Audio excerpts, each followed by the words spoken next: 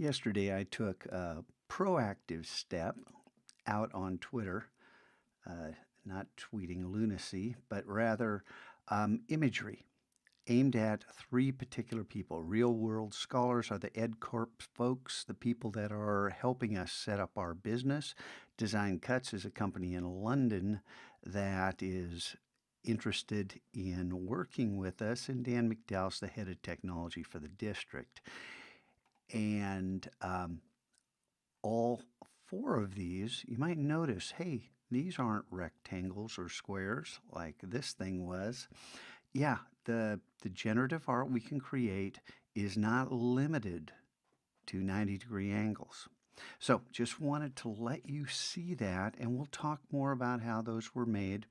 But today we have a new optional quest, beautiful blurs, and I just want you guys to understand that when we go to the zoo, we're going to be looking for two particular types of photographs. One is color, which is the foundation for these, and the other is texture, which will be overlaid on these blurs in order to make our custom textures. And these are incredibly versatile. And the way they're made, I'm going to show you in that quest, but very quickly just to show you.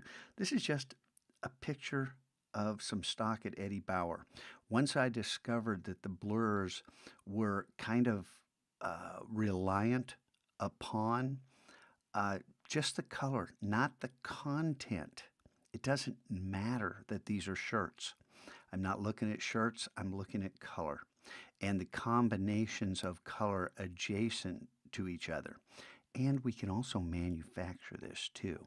And we'll talk more about that too. But this image, you might notice, is rather small. This is the iPhone 6 native image size out of the camera, 72 pixels per inch.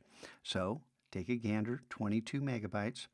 And then I'm going to switch to the other one.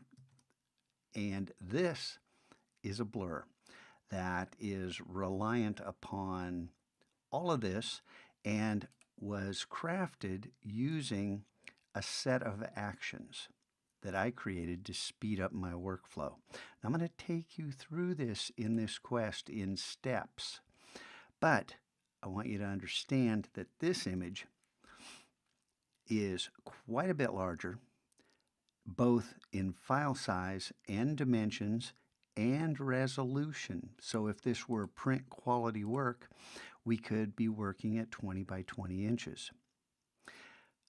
We're going to be working at a large size. I'm going to show you how to upsample, how to use smart filters and smart objects in order to make this jump from the original image to the blur.